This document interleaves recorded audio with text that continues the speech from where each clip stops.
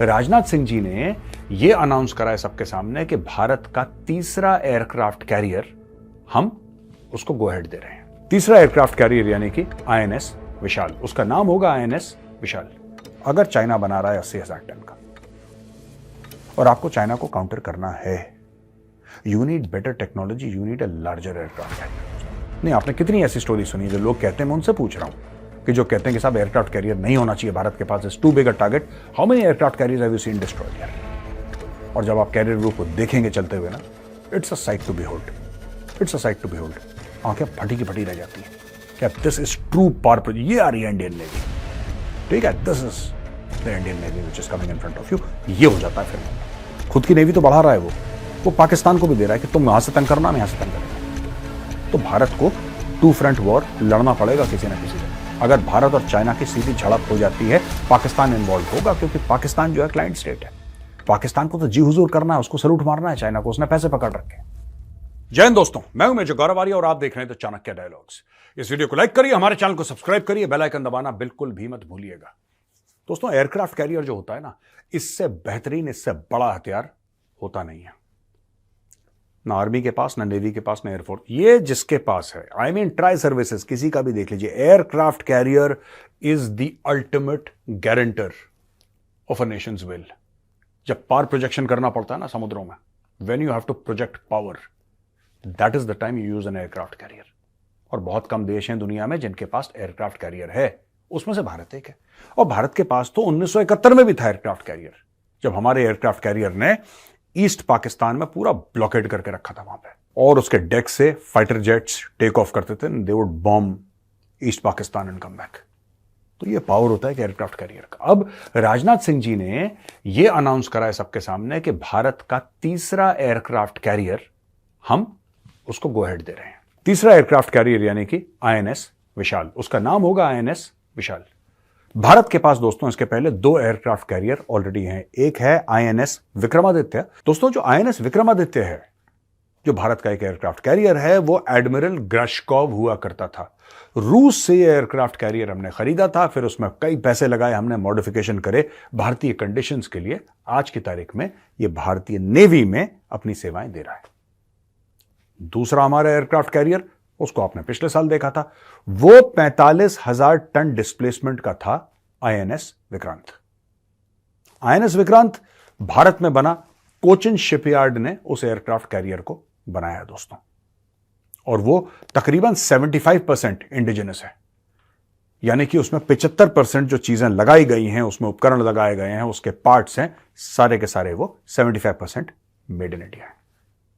अब जब हम बात करते हैं आईएनएस विशाल की, तो वही 45,000 टन डिस्प्लेसमेंट का हम एक नए एयरक्राफ्ट कैरियर की बात करें। Aircraft carriers are very expensive यार, ऑनेस्टली बहुत एक्सपेंसिव। और ये हमारे वाले जो मीडियम साइज के एयरक्राफ्ट कैरियर है ना, ये ऐसे को बड़े नहीं है, मीडियम साइज के एयरक्राफ्ट कैरियर है, ये भी $6 अरब का एक आ जाता है। $6 अरब लग जाते हैं, और ये सिर्फ एयरक्राफ्ट कैरियर है। फिर उसके ऊपर आपको जहाज खरीदने पड़ेंगे, फाइटर जेट्स होंगे, उसके हेलीकॉप्टर्स होंगे, दुनिया भर का तामझाम बनता है। It becomes a very expensive proposition. लेकिन दोस्तों, जब हम चाइना की बात करते हैं, चाइना का एयरक्राफ्ट कैरियर है फुजियान। चाइना के ऑलरेडी 3rd है, China 4th, 5th, 6th, 7th बनाएगा, चाइना बनाएगा, राइट। जो चाइना का लेटेस्ट एयरक्राफ्ट कैरियर है फुजियान, जिसका नाम है, वो तकरीबन 80,000 टन डिस्प्लेसमेंट का एयरक्राफ्ट कैरियर है। और चाइना का क्योंकि मैन्युफैक्चरिंग बेस बहुत बड़ा है, चाइना के शिपयार्ड ज्यादा हैं, तो चाइना इस प्रकार के एयरक्राफ्ट कैरियर निकालता रहेगा। मैं 2-3 बातें कहना चाहता हूं यहां पे, ठीक है। फिर बाद में हम लोग कंपैरिजन करेंगे, अमेरिका का कितना है, चाइना का कितना है, ये सब ब्ला ब्ला, वो बात की बात है। दोस्तों, ऐसा है कि अगर आपको एयरक्राफ्ट कैरियर चाहिए तो आपको क्यों चाहिए? Let's be very clear. जैसा मैंने बोला, it is the ultimate power projection of a nation. Aircraft carrier से कारगर उतना बड़ा हथियार है नहीं। या फिर आप intercontinental ballistic missile, nuclear missile की बात कर रहे हैं, जो कि जाएगी, उड़ के गएगी पूरे शहर के शहर, वो अलग मैटर है। लेकिन आईसीबीएम्स एयरक्राफ्ट कैरियर से भी चलती हैं। ICBMs they can take off from anywhere. I mean, it's not just they have to take off from land only. They can take off from an aircraft carrier also. In today's day and age, the technology is there. कहने की बात यह है कि अगर China बना रहा है 80,000 टन का, अगर चाइना बना रहा है 80,000 टन का, और आपको चाइना को काउंटर करना है, you need better technology, you need a larger aircraft carrier दोस्तों। और कई लोग इसमें स्ट्रेटेजिक कम्युनिटी में इससे डिसएग्री करते हैं। कई लोग डिसएग्री करते हैं, कह रहे नहीं यार हमारी जरूरत नहीं है, it's a sitting duck. No, it's not a sitting duck. ये सब अफवाहें फैलाई गई हैं कि एयरक्राफ्ट कैरियर को आप डुबा सकते हैं, इतना बड़ा है, it present such. Aircraft carrier कभी अकेले थोड़ा ना जाता है कि कंपनी बाग में टहलने चला गया aircraft carrier. It's a carrier group, it's a whole bloody carrier group यार। जब एयरक्राफ्ट कैरियर जाता है उसके पास सबमरीन्स हैं, डिस्ट्रॉयर्स हैं, फ्रिगेट्स हैं, ऊपर हेलीकॉप्टर हैं, ड्रोन उड़ रहे हैं, एयरक्राफ्ट मतलब दुनिया भर का तामझाम चलता है उसके साथ। और आपने कितनी स्टोरीज ऐसी सुनी है कि एयरक्राफ्ट कैरियर को डुबा दिया? नहीं, आपने कितनी ऐसी स्टोरी सुनी है जो लोग कहते हैं, मैं उनसे पूछ रहा हूं कि जो कहते हैं कि साहब एयरक्राफ्ट कैरियर नहीं होना चाहिए भारत के पास, is too big a target. How many aircraft carriers have you seen destroyed यार? It's very very difficult. मैं ये नहीं कह रहा इंपॉसिबल है, मैं कह रहा हूं बहुत मुश्किल है यार एक एयरक्राफ्ट कैरियर को बर्बाद करना। It is so well protected. उसके खुद के मिसाइल सिस्टम्स, उसके खुद के डिफेंसिव सिस्टम्स, उसके अलावा layer upon layer of security, ship, submarines, पानी के नीचे प्रोटेक्शन है, पानी पर प्रोटेक्शन है, हवा में प्रोटेक्शन है, मतलब इट्स 3 डायमेंशनल। वो इस तरीके से चलता पूरा कैरियर ग्रुप। और जब आप कैरियर ग्रुप को देखेंगे चलते हुए ना, it's a sight to behold, it's a sight to behold. आंखें फटी की फटी रह जाती हैं। क्या दिस इज ट्रू पावर? ये आ रही है इंडियन नेवी, ठीक है, this is the Indian navy which is coming in front of you. ये हो जाता है फिर मामला। क्या हमें एयरक्राफ्ट कैरियर चाहिए? बिल्कुल, हमें कई एयरक्राफ्ट कैरियर चाहिए दोस्तों। लेकिन मेरा यह मानना है, मैं तो इन्फेंट्री वाला हूं देखो, लेकिन मेरा यह मानना है, थोड़ा बहुत जो मुझे समझ है, सीनियर नेवल ऑफिसर से भी बात करी है और जो पढ़ा है मैंने इसके बारे में, I feel India needs an aircraft carrier that is 100,000 ton displacement, nuclear powered, China से बड़ा, चाइना से बेहतरीन, जेराल्ड फोर्ड क्लास का, जैसे अमेरिकन बनाते हैं ना न्यूपोर्ट न्यूज में, वो वाला एयरक्राफ्ट कैरियर चाहिए भारत को। मैं तो कह रहा हूं 3-3 और चाहिए। हाँ, बहुत महंगा है, वो करीब 15 अरब का है। लेकिन यार ये 15 अरब आपको एक दिन में थोड़ा देने हैं उसको बनने में 10-12 साल लगते हैं, 15 साल लगते हैं बनने में, उसको बनने में बहुत टाइम लगता है। एंड नोबडी इज सेइंग कि आप पहले दिन 15 अरब का चेक काट के दे दो, कि तो उसके पेमेंट्स होते हैं, आप फ्रीक्वेंटली पे करते हैं, आप फ्रीक्वेंटली पे करिए। पर आपको ये देखिए, बात यह ना कि कॉस्ट बचाने के चक्कर में बहुत मुश्किल हो जाएगी हम लोगों को, क्योंकि चाइना जो है, China spending money on defence and we are also spending. हमने भी बहुत डिफेंस का बजट बढ़ाया है पहले से। लेकिन अगर 2 फ्रंट वॉर हमें लड़ना है दोस्तों, मैं इस चीज का बहुत बड़ा सपोर्टर हूं। अगर हमें 2 फ्रंट वॉर लड़ना है और हमें जीतना है साइमल्टेनियसली, क्योंकि चाइना, देखिए चाइना बड़ा चालू है इस मामले में, खुद की नेवी तो बढ़ा रहा है, वो पाकिस्तान को भी दे रहा है कि तुम यहां से तंग करना, हम यहां से तंग करेंगे। तो भारत को 2 फ्रंट वॉर लड़ना पड़ेगा किसी ना किसी दिन। अगर भारत और चाइना की सीधी झड़प हो जाती है, पाकिस्तान इन्वॉल्व होगा, क्योंकि पाकिस्तान जो है क्लाइंट स्टेट है। पाकिस्तान को तो जी हुजूर करना है, उसको सलूट मारना है चाइना को, उसने पैसे पकड़ रखे हैं। और पाकिस्तान के पास कुल मिला के एक चीज है कि उसकी फौज है, उसके अलावा Pakistan has got nothing. That whole country is a waste of time, the whole country is a waste of time. उसकी फौज भी ऐसी कोई खास नहीं है, लेकिन हां, उसकी फौज टेररिज्म फैला सकती है, नाक में दम कर सकती है, क्योंकि उसने टेररिस्ट पाल रखे। ये सब पाकिस्तानी फौज कर सकती है। अब मैं आपको एक और चीज बताना चाहता हूं, ठीक है? अब आप समझिए, अगर आपको इन दोनों को टैकल करना है तो आपके पास कई एयरक्राफ्ट कैरियर होने चाहिए, और ये डीजल इलेक्ट्रिक वाले नहीं चलेंगे। आपको न्यूक्लियर पावर एयरक्राफ्ट कैरियर चाहिए इंडियन नेवी के लिए, बड़े वाले। You need 100,000 ton displacement. और उन एयरक्राफ्ट कैरियर्स के ऊपर से, चाहे आपके फिर F-35 उड़े हैं या आपके राफेल उड़े, वो आपका मतलब, दैट्स योर विश, वो जैसा आपको मतलब ठीक लगे। लेकिन हमें वो पंच चाहिए ही चाहिए दोस्तों, वी रिक्वायर दैट पंच। अब दोस्तों मैं आपको थोड़ा सा बताऊंगा कि किस तरीके से अमेरिका और चाइना, जिनके बीच में काफी झड़प अभी चल रही है हर चीज पे, जियोपॉलिटिकल और मिलिट्री भी एक दूसरे को आंखें दिखा रही है, how are they placed. I have this research in front of me. आज की तारीख में चाइना के पास 355 जहाज हैं, 355, और यूएस नेवी के पास हैं 296। यानी कि चाइनीज नेवी यूएस नेवी से बड़ी है in the number of ships that they have. लेकिन ये सही डेटा सही है इन द सेंस कि ये सही एनालिसिस नहीं होगा डेटा का, अगर मैं आपको बोलूं बड़ी है। अब मैं आपको बताता हूं, जैसे कि चाइनीज नेवी के पास 3 एयरक्राफ्ट कैरियर हैं, वो 79-80,000 टन के, वो फूजियान जिसमें से लेटेस्ट है, ये चाइनीज नेवी के पास है। यूएस नेवी के पास 100,000 1,00,000 टन डिस्प्लेसमेंट के, यानी कि चाइनीज नेवी से कहीं बड़े, चाइनीज एयरक्राफ्ट कैरियर से कहीं बड़े न्यूक्लियर पावर्ड है उनके पास एयरक्राफ्ट कैरियर, वो भी 11। चाइना के पास, और चाइना के पास न्यूक्लियर एयरक्राफ्ट कैरियर नहीं है कोई, ये फूजन वूजन सब डीजल इलेक्ट्रिक टाइप के हैं, they are not nuclear powered at least. But America has 11 nuclear powered aircraft carriers, 100,000 ton displacement, massive. ये फ्लोटिंग सिटी, एक एक अमेरिका के एयरक्राफ्ट कैरियर को चलाने के लिए 6,500 लोग, उस एयरक्राफ्ट कैरियर के अंदर 6,500 लोग रहते हैं, वो बसे हुए हैं उसके अंदर। और न्यूक्लियर पावर्ड एयरक्राफ्ट कैरियर की क्या खासियत है दोस्तों, ठीक है, लोग छुट्टी जाते हैं, छुट्टी से वापस आते हैं, लोग खाना खाते हैं ये, लेकिन जहां तक रिफ्यूलिंग की बात है, न्यूक्लियर एयरक्राफ्ट कैरियर जो होगा न्यूक्लियर पावर्ड, एक बार वो समुद्र में चला गया तो 15-20 साल के लिए फ्री है। फिर आपको ये नहीं देखना कि इसका तेल खत्म हो गया, तेल डलता ही नहीं उसके अंदर, it is powered by nuclear power, तो यू डोंट रिक्वायर इट। तो बहुत इसके फायदे हैं और भारत को ये परस्यू करना पड़ेगा। भारत बात करे, फ्रांस मदद करे, इंग्लैंड मदद करे, अमेरिका ट्रांसफर ऑफ टेक्नोलॉजी करे, लेकिन मुझे लगता है कि कहीं ना कहीं भारत को यार ये बात करनी पड़ेगी कि this is the place way we want to spend our money, this is the place way we want to invest. अब ये देखिए, चाइना के पास 60 सबमरीन हैं, 60, अमेरिका के पास हैं 67, लेकिन अमेरिका की जो सबमरीन्स हैं वो क्वालिटेटिवली बहुत अच्छी है और उसमें न्यूक्लियर सबमरीन्स बहुत हैं अमेरिका के पास। They have massive number of nuclear submarines, क्योंकि टेक्नोलॉजी सारी अमेरिकन की है ना ओरिजिनली। चाइना तो चोरी करके, वो लीपा पोती करके वो कॉपी पेस्ट कर रहा है, चीनी माल है वो, लेकिन American have the real stuff, right.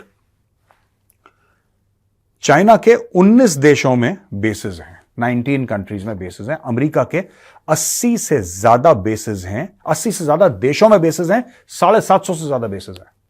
तो फॉरेन बेसिस की बात करें, अमेरिका के बहुत बहुत बहुत ज्यादा है चाइना से, यानी कि ग्लोबल रीच अमेरिकन नेवी की बहुत जबरदस्त है, बहुत ज्यादा है। अब दोस्तों, जब हम आईएनएस विक्रांत की बात करते हैं ना, जो पिछले साल कमीशन हुआ था, उसको बनने में यार 20-25 साल लग गए। धीरे धीरे धीरे सरकार ने, फिर मोदी जी आए, फिर मोदी ने लगाई चाबी, बोला निकालो तुम लोग, क्या कर रहे हो उसको। फिर जल्दी जल्दी काम हुआ, कोचिन शिपयार्ड ने निकाला उसको। जो दूसरा हमारा एयरक्राफ्ट कैरियर है, उसमें भी 5 से लेकर 10 साल लगेंगे, उसमें भी टाइम लगेगा, क्योंकि it's a very big exercise. तो मैं कह रहा हूं बिग एक्सरसाइज तो हमें करनी है, और ये इसके लिए we can make an exception. हम ये कहते हैं कि हम अपनी टीम, मैं एक आई don't know if it's logical और नॉट, पर मैं ये सोचता हूं कि हम लोग एयरक्राफ्ट कैरियर एक इधर बनाएंगे इंडिया में, जो भी हमारी कैपेसिटी है। आपको न्यूक्लियर पावर डालना है नहीं डालना, वो बात की बात है, एक यहां पे बना रहे हैं, ठीक है ना। But we should also tie up with the US, और यूएस से बोलिए कि ठीक है हम इसको फंड करेंगे, हमारी टीम वहां पे होगी, 200-300 लोगों की टीम जो होगी, ऑफिसर्स की, नेवी के, और उसमें से सब एक लेवल के टेक्निकल स्टाफ सब है, and Indian expertise and US expertise together, let's make an aircraft carrier for India, 100,000 ton displacement. अगर हम लोग इंडिया में बना सकते हैं, सोने पे सुहागा, 100,000 ton displacement with the latest intercontinental ballistic missiles.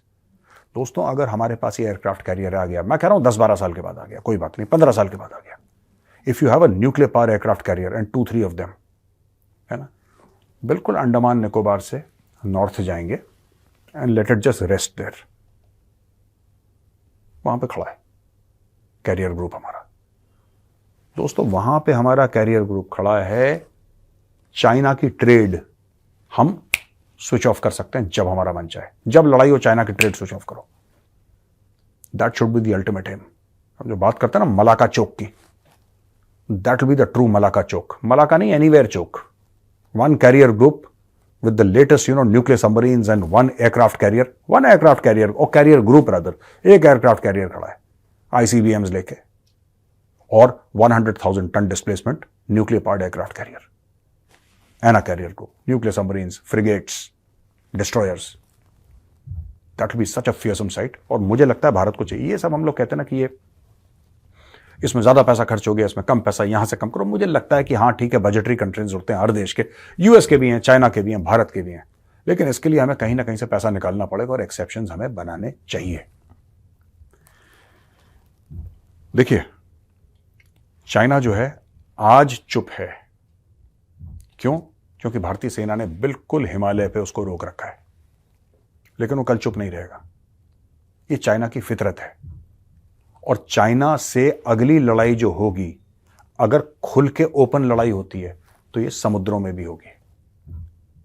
शुरू हो सकता है हिमालय से खटपट हो, लाइन ऑफ एक्चुअल कंट्रोल से खटपट हो, इसमें कोई डाउट नहीं है, कोई शक नहीं है, लेकिन ये बहुत जल्दी लड़ाई समुद्रों में आएगी, because the real fight with China will not be in the Himalayas, it will be in the oceans.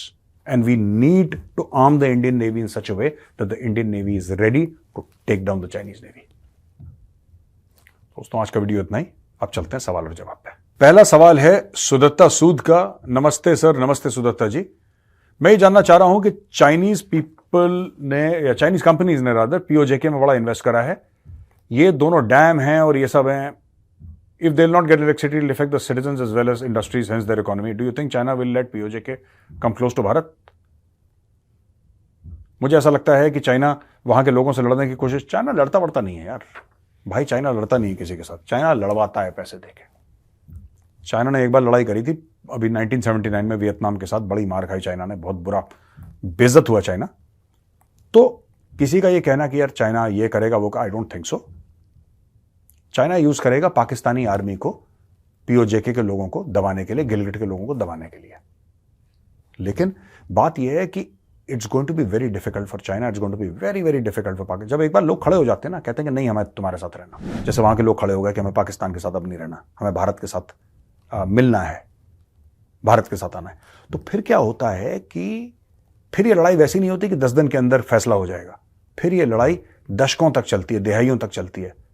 ये एक रिश्ता हुआ घाव है, ये एक रिश्ता हुआ धीरे धीरे हल्के हल्के रिश्ता रहेगा, ये परेशान करता रहेगा, ये उस टाइप का घाव है। इंसर्जेंसीज ऐसी चलती हैं और वहां पे भी इंसर्जेंसी वैसे ही चलेगी, जैसे बलूचिस्तान में चल रही है वैसे पीओजेके में भी चलेगी। और वहां पे फिर उन्हीं फोर्सेस के ऊपर एम्बुश है, रेड है, इसको ये करा, यहां अटैक, ये सब होता है। और मैं तो वायलेंस को सपोर्ट बिल्कुल नहीं करता, आप मुझे जानते हैं भली भांति, आप परिचित हैं मुझसे, मैं वायलेंस को सपोर्ट नहीं करता, I am a peaceful man. But I wish the freedom fighters of PoJK and Gilgit Baltistan all the very best. मुझे ऐसा लगता है कि जो आज़ादी पसंद तहरीकें हैं वहां पे या बन रही हैं, उनको बात करनी चाहिए। जो पश्तून आज़ादी पसंद तहरीकें हैं, जो पश्तून इलाकों को अफगानिस्तान में मिलाना चाहती हैं, उनके साथ उनको बातचीत करनी चाहिए, हाथ मिलाना चाहिए। और हाँ, जो हमारे बलोच भाई हैं उनके साथ भी हाथ मिलाना उनको ज़रूरी है, मिलाना चाहिए, क्योंकि पाकिस्तान से छोड़ के पंजाब सब लोग परेशान है। सिंधु देश की तहरीक चल रही है, इन सब लोगों को हाथ मिलाना चाहिए पंजाबी पाकिस्तान को मात देने के लिए। अगला सवाल है अभिनव जी का। ये कह रहे हैं कि 5th कॉलम ऑफ चाइना को क्या हम एक्सप्लॉइट नहीं कर सकते, क्योंकि चाइना सेम करता है इंडिया में 5th कॉलम को एक्सप्लॉइट करना आसान है, चाइना में बड़ा मुश्किल है। मैं ये नहीं कह रहा कि नहीं हो सकता है, तरीके हैं, लेकिन इंडिया में आसान है क्योंकि इंडिया में फ्रीडम है, राइट। इंडिया में सोशल मीडिया है, इंडिया में मेन स्ट्रीम मीडिया है। अभी देखो कोर्ट ने वो जो पुरकायस्ता था वो न्यूज़ क्लिक का, उसको कोर्ट ने बेल दे दी, उसको बोला कि ठीक है, बेल दे दिया, उसको छोड़ दिया, व्हाटएवर द केस। वो सबसे बड़ा देशद्रोही है, इज द बिगेस्ट ट्रेटर। वो चाइना से पैसे ले रहा है, भारत में प्रचार कर रहा है, चाइना का गुणगान कर रहा है, भारत को नीचे कर रहा है। अब अलाउ करते हैं, कोर्ट ने बोल दिया तुम जाओ, उसको माला वाला पहना के हीरो बना दिया उसको। आपके यूनिवर्सिटीज के अंदर, मैं यूनिवर्सिटियों के नाम नहीं लूंगा वरना कॉल वहां पे उनके डीन शीन फैकल्टी का कॉल आ जाता है, मेरे साहब क्या कह रहे हैं आप हमारे बारे में, पहले भी हो चुका है, तो मैं उनका नाम नहीं लूंगा, लेकिन है यहाँ पे फ्रीडम ऑफ एक्सप्रेशन के नाम से देशद्रोह करा जा रहा है कई जगह भारत में, और अलाउ करते हैं आप। अभिव्यक्ति की आजादी है भारत में। चाइना में अगर आप ये कह दें तो सबसे पहले बंदा गायब होगा, बंदे का परिवार गायब होगा, और 3 घर उधर 3 घर उधर, क्योंकि वो कहते हैं कि ये कंटेजियस बीमारी है। चाइनीज कहते हैं कि देशद्रोह छूत की बीमारी है, कंटेजियस बीमारी है। अगर आप देशद्रोही हैं तो जाहिर सी बात है कि आपके नेबर भी होंगे, वहां पे तो इस तरीके की सफाई चलती है चाइना में। तो चाइना में बहुत मुश्किल है, हो सकता है चाइना में, बिल्कुल पॉसिबल है 100%, लेकिन बहुत मुश्किल है चाइना में। प्रवत रे, मेरा नाम प्रवत है, मैं कोकराझार असम से हूं। मेरा यह सवाल है कि अग्नि 5 MIRV, मेरा यह सवाल है कि recent test of Agni 5 MIRV, even presence of Chinese spy ship in that region cannot gather the information. What is the reason behind DRDO? How do they dodge Chinese spy ship? अब ये तो मुझे नहीं पता कि DRDO ने कैसे dodge करा, this I don't know, but dodge कराई ये बात पक्की है। अब कैसे कराई ये तो डीआरडीओ ही बताएगा, क्योंकि I am sure this is very very confidential. I am sure. DRDO में आप कभी जाइए, मैं तो एक बार ऑफिस में गया, आपसे बात कोई नहीं करेगा, आपको चाय पिलाएंगे, बिस्किट खिलाएंगे, बड़ी इज्जत देंगे, आपको बड़ा प्यार दिखाएंगे। सीक्रेट मामलों कोई आपसे बात ही नहीं करेगा।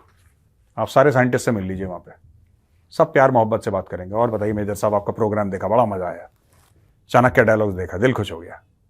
आप पूछ लो कोई सवाल, एक और चाय पिलाएं आप, ये होता है वहां पे।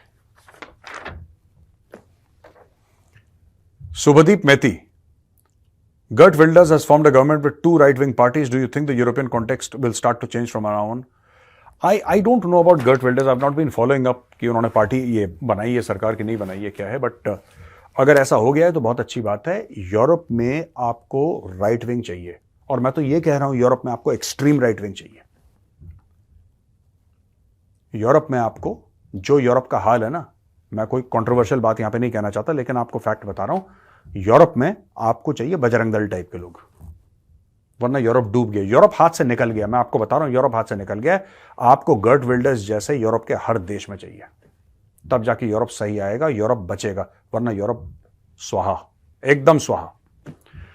तो दोस्तों कैसा लगा आज का वीडियो? अगर पसंद आया तो इस वीडियो को लाइक करिए, हमारे चैनल को सब्सक्राइब करिए, बेल आइकन दबाना बिल्कुल मत भूलिएगा। जय हिंद, वंदे मातरम, भारत माता की जय।